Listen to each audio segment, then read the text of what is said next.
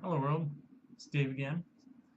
I just want to talk to you a little bit about the idea of why aren't you amazing? Deep Thoughts with Dave. So this kind of relates back, it goes way back, to the way that humans have developed through time. And we initially, if you think about technology, if you think about our evolution, the way in which we have developed over the last however many hundreds and hundreds of years has been to survive. Every technology we create has been to raise our standard of living, where we initially created technology to combat the fact that survival was so difficult, that if you were going to make it to the next day, it certainly served you better to have a more improved tool. Easy example, when you're a caveman, you can't be duking it out with lions. You've got to come up with something more creative than that. Thus, we created tools for weapons. And you can't always be grabbing your coconut, smashing it open with your hand. Just not everybody's that tough. You have to create tools. You have to create tools to crack the coconut open if you're going to get into it. And in this way, you can see that our lives and technology and the way that they were linked to begin with was purely on a basis of survival. Not to say that other aspects of our culture didn't exist, culture specifically, not for survival, like art. That was still there, but the way in which technology developed was to give us a higher standard of living, to make it more possible to survive through the years. And this continued in our history for a long, long, long, long time. To be able to meet the demands of everyday life, to get a standard of population above poverty, above just surviving, just making ends meet. And it's only recently that it has happened where we have finally moved beyond that. I would say, call it the Industrial Revolution, not even that long ago. We were still living in a state where technology was almost purely developed to a point where you would just do it to survive. And in fact, you can look in the history books and you can find the discussion of this, where once they mechanized, once they industrialized, creating products, that this created the advent of something new, something that the world had never ever seen before. And it actually has a name that they called it and studied. It was called free time. The idea of free time as it exists in our world now is completely taken for granted. And it was not something that used to exist when you had to live off the land. It was you woke up very naturally as the sun rose, because that was as soon as work could start, and then you went to bed as the sun went down. A lot of people might say that physically this had a lot of good attributes associated with it, because your body followed a very natural rhythm, and I would agree with that. But not to say that we wanted to move beyond that. We wanted to get more free time. And I would say that the purpose of the advent of free time was to allow us to become more creative, to become more amazing. And the problem that I see nowadays is that we have finally broken through that barrier. We have finally created and developed technology to a point where we are no longer meeting the basic standards of living. And I'm talking about first world countries. Absolutely, technology could develop that we could support a larger middle class. And you talk about the polarization of wealth now and everything. But it's incredible, the people I know now in Canada who are not wealthy, but the majority of their money that they spend is on distraction or entertainment. And it does not take someone with a particularly amazing job to be able to achieve this. I'm from Vancouver, I would say one of the most expensive cities in the whole freaking world. And I can say that now, being around Tokyo and other places that are supposed to share that title somewhat. And it really is expensive. Yet, people with a position in the hospitality industry are able to, with a roommate, find a place to live in Vancouver and then be able to live a life, in my opinion, of luxury, where again, you are spending most of your money on entertainment and distraction, things that you just try and pass the time with. And where this has gone completely out of whack is when you see the rates of obesity. it is incredible to me that the whole world, the world is starving, and yet we have massive problems of obesity within first world countries. Whether it's Canada or the US or the UK, wherever there is a developed country, you'll see a huge problem with obesity.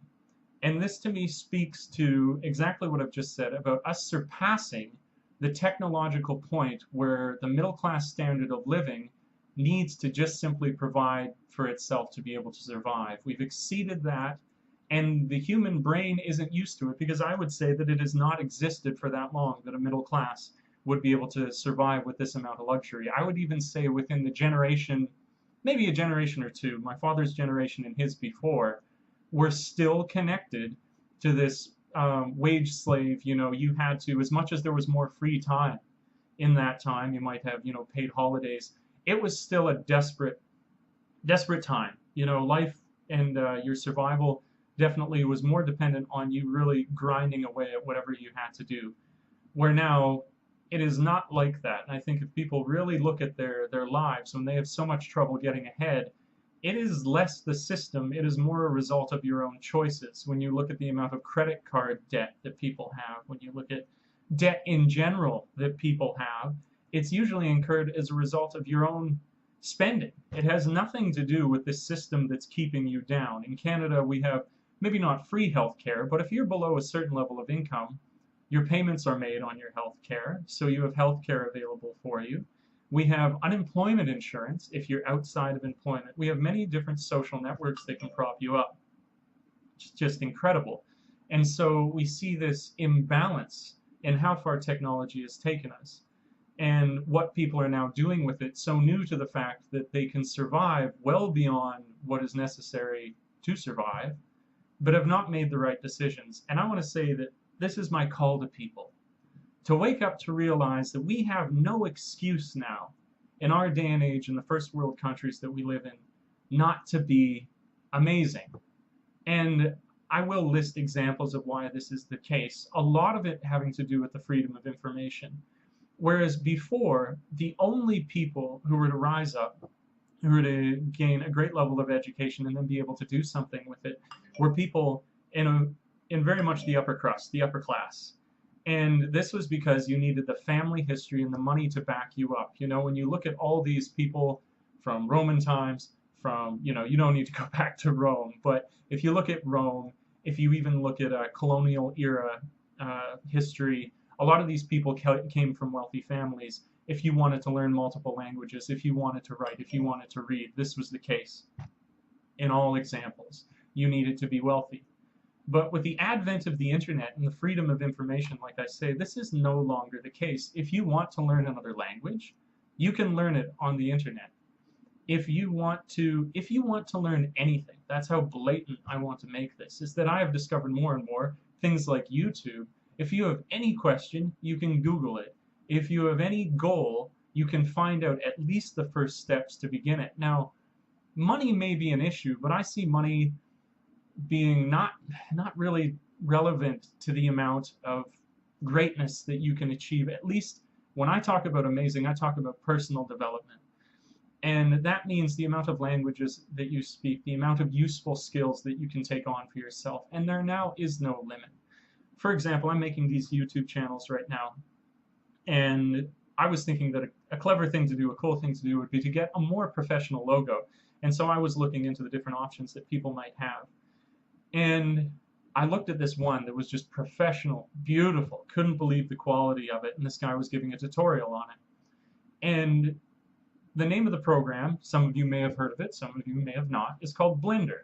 And when I watched him using this program, I was like, oh, this is way beyond me. I couldn't do this. It's probably like $1,000 program. Where am I going to get the books and information to be able to use it? Just hearkening back to this old state of mind where it is only those from the rich and wealthy who are able to excel and have access to these tools linked to greatness and personal development. And then I found out, I looked into it just a little bit more out of curiosity. Blender is free. That is the age that we live in, where to improve yourself, most avenues don't even cost money. Like I said, a lot of it having to do with places like YouTube as well, where not only did I find out that this program Blender is free, on top of that, I looked around YouTube and I've suddenly discovered that there are multiple channels, many channels, that are dedicated to tutorials, to getting your feet off the ground. People just want to show other people how to do it. You don't need to spend $2,000 on a class to be able to then use this incredible program that 10 years ago would have been, 5 years ago, would have been the quality of movies that are released by Pixar. And now you can do that only because you want to and you have an internet connection. So I need to be careful. I need to say, like I've said previously in this, it has a lot to do with the country that you're born into. If you're in a very poor country now, you still need to struggle to survive. But we are fooling ourselves in the first world countries if you do not believe that you can achieve greatness. If you want to publish a book, you don't need to go through a publisher. You can e-publish it yourself. If you want to make music, you can make music and release it on YouTube and gain a massive following and then get some amount of money from iTunes. You can even make money a living off of just simply creating a popular YouTube channel. That joke before, when within my generation you were younger and you had your parents going, when you played Nintendo, they would go, wouldn't it be funny, you know, if you became a professional video game player, wouldn't the world be great if you could do that? Channels like The Rad Brad, and I believe the most popular channel available on YouTube, PewDiePie, that guy, who I actually quite like. I've seen a bit of him and I have respect for him. I think he's a good person. He has 11 million subscribers and now is rolling in money as a result of his own personal creativity and harnessing the different tools that we now have available to us given this day and age. And so I invite you to wake up to realize that this is the case, that your greatness is as far away as your belief in it. And that is all you need to have, or that is the first step, is a belief to realize that if you look out that door, you can find it now, and you can develop it. And there's nothing, no excuse left. There's no money, there's nothing to say with time. We have all the free time in the world. Most of our money is spent on distraction. There is nothing stopping you from greatness. Doesn't mean that you're going to have an incredible amount of money. No, that's not what I'm saying. Maybe it leads to that. But true greatness, true personal development exists as an option now for anyone willing to grasp it. And so we should. And that is my thoughts on that. So, thanks for tripping with Dave. Think about it. Until we meet again next time, world. Ciao for now.